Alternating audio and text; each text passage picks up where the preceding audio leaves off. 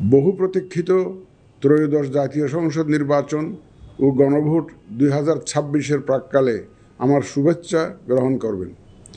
আগামীকাল ইতিহাসের অন্যতম গুরুত্বপূর্ণ এই নির্বাচনের ভোট গ্রহণ অনুষ্ঠিত হবে। এই ঐতিহাসিক মুহূর্তে আমি গভীর শ্রদ্ধার সাথে স্মরণ করছি মহান মুক্তিযুদ্ধে শহীদদের।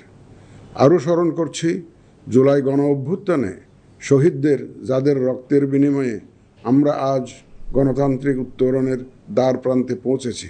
আমি তাদের রুহের মাগফিরাত কামনা করছি। আমি একই সাথে আহত জুলাই যোদ্ধাদের আশু আরোগ্য ও স্বাভাবিক জীবনের জন্য দোয়া করছি। প্রিয় দেশবাসী, এই নির্বাচনে ভোটদান আমাদের শুধু নাগরিক অধিকারই নয়, বরং দায়িত্ব।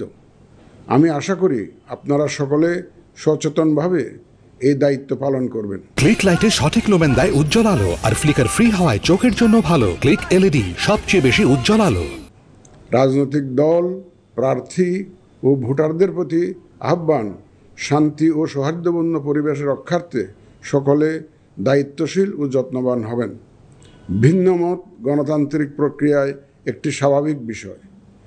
এই বিষয়টি স্মরণে রেখে আপনারা উৎসবমুখর পরিবেশ নিশ্চিত করে স্বতঃস্ফূর্তভাবে ভোট কেন্দ্রে আসবেন, পছন্দের প্রার্থীকে ভোট দেবেন এবং গণতান্ত্রিক প্রক্রিয়ার স্বাভাবিক পরিণতি হিসাবে জয় পরাজয়কে মেনে নেবেন। ভোটার, প্রার্থী, নির্বাচন সংশ্লিষ্ট কর্মকর্তা, আইন প্রয়োগকারী সংস্থা, সাংবাদিক, পর্যবেক্ষক, সেবা প্রদানকারী সংস্থা ও ব্যক্তিসহ সংশ্লিষ্ট সকলের কাছে অনুরোধ, ব্যক্তিগত কষ্ট ক্লেশ তুচ্ছ করে জাতীয় নির্বাচনের এই মহতী ব্যবস্থাকে সহযোগিতা করে সার্থক করে তুলুন। প্রিয় ভোটারগণ, আমরা শান্তিপূর্ণ ও উৎসবমুখর পরিবেশে নির্বাচন অনুষ্ঠান করতে চাই।